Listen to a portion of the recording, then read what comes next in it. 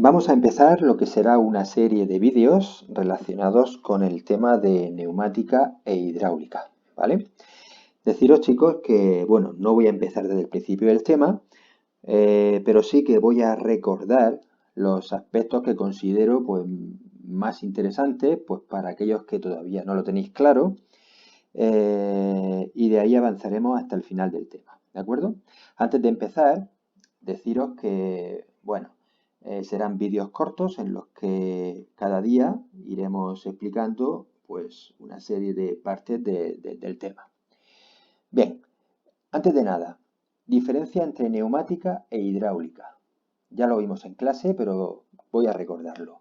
Un elemento neumático es aquel, o un circuito neumático es aquel en el que en su interior el fluido que utilizo es aire.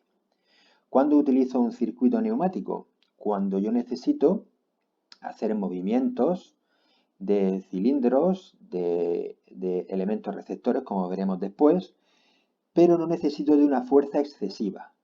Importa más el movimiento de traslación o de rotación de mis elementos, pero no necesito una fuerza excesiva en mis elementos receptores. Como he dicho, el fluido que va en su interior es aire. ¿Qué diferencia hay entre el sistema neumático y el hidráulico? Pues que el hidráulico lo utilizo cuando sí que necesito, como en el caso de esta excavadora, cuando sí que necesito una fuerza importante, en este caso en mis cilindros, pues porque voy a levantar pesos importantes, etcétera, etcétera. Yo en clase os ponía siempre el ejemplo del camión basculante. Un camión que va cargado con 40 toneladas de piedra, necesito un sistema hidráulico en el que recordad que en el interior del circuito no va aire, sino que va aceite, ¿de acuerdo? Entonces necesito de un sistema hidráulico porque va a ser importante la fuerza que voy a ejercer sobre mis cilindros o sobre mis motores. ¿De acuerdo? Bien, dicho eso, en este primer vídeo vamos a ver lo que son los elementos de trabajo. Básicamente los elementos de trabajo son aquellos componentes de mi circuito neumático o hidráulico, ¿vale? Porque a nivel teórico no voy a diferenciar entre ellos para explicar todo esto. Decía que los elementos de trabajo van a ser aquellos elementos para los cuales está hecho el circuito. Es decir, un circuito yo lo hago para mover un cilindro o para hacer girar un motor. Todos los componentes de ese circuito están ahí, cada uno con su función, y la finalidad de ese circuito va a ser precisamente pues, que este motor gire o que este cilindro se desplace pues, para hacer un trabajo determinado dentro de una máquina, dentro de una fábrica o en cualquier vehículo. ¿De acuerdo? Bien, pues bien, dentro de esos elementos de trabajo vamos a ver estos tres, que son el motor neumático, el cilindro de simple efecto y el cilindro de doble efecto. ¿Qué es un motor? Pues ¿para qué utilizo un motor? Pues precisamente para aprovechar su giro, ¿vale?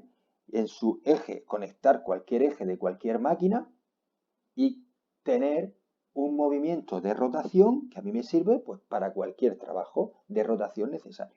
¿De acuerdo? El funcionamiento de un motor neumático es muy sencillo. Tiene una entrada y una salida. Al entrar el fluido a presión por la izquierda, hace girar estas aspas, estos álabes, y sale el fluido por la derecha. ¿De acuerdo? En ese giro de motor, yo aprovecho su eje giratorio, pues como he dicho antes, pues para mover cualquier eje de una máquina o de herramienta o una máquina cualquiera. ¿De acuerdo? ¿Por qué utilizo un motor neumático, habiendo, como sabéis, motores eléctricos? Pues porque puede ser que se dé el caso de que yo tenga una máquina o necesite ese giro en un ambiente, pues por ejemplo, inflamable, donde se pueden producir explosiones y no es recomendable tener circuitos eléctricos que pueden provocar una explosión, o ambientes, por ejemplo, húmedos, con mucha humedad, o incluso inmersos en agua, donde utilizar un motor eléctrico pues puede ocasionar un cortocircuito, en fin, problemas en la instalación. En esos casos es donde yo utilizo un sistema con un motor neumático o hidráulico en lugar de eléctrico. ¿Vale? Bien, el segundo elemento de trabajo o receptor que vamos a ver es el cilindro de simple efecto.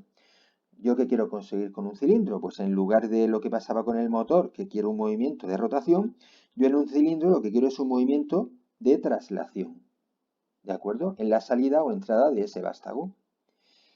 Como cilindros puedo tener dos tipos. El de simple efecto tiene solamente una conexión que hace a su vez de entrada y salida del fluido.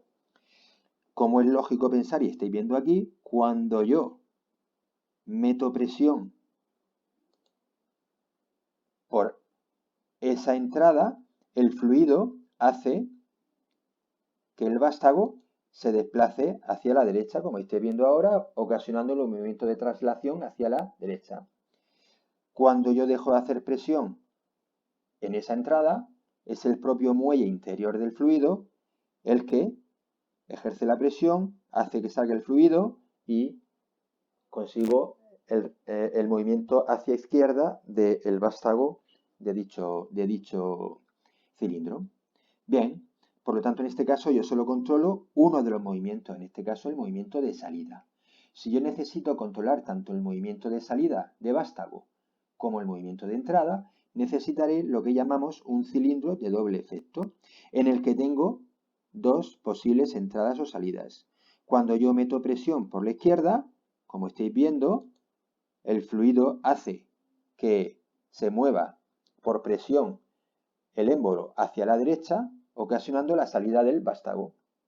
Por el contrario, cuando meto fluido por la derecha, lo que está pasando, lo veremos ahora después, aquí lo estamos viendo, lo que hago es que pasa lo contrario, se mueve el fluido hacia la izquierda, consiguiendo que ese vástago se recoja o se mueva hacia la izquierda. ¿De acuerdo? Muy bien, pues esto es todo por este vídeo. En el siguiente vídeo pues ya avanzaremos con los sistemas o la valvulería que yo necesito pues, para poder controlar el paso del fluido por mi circuito y hacerlo llegar a estos elementos receptores o de trabajo de una forma o de otra. Muy bien chicos, pues nos vemos en un siguiente vídeo. Sed buenos, Chao, chao, bye.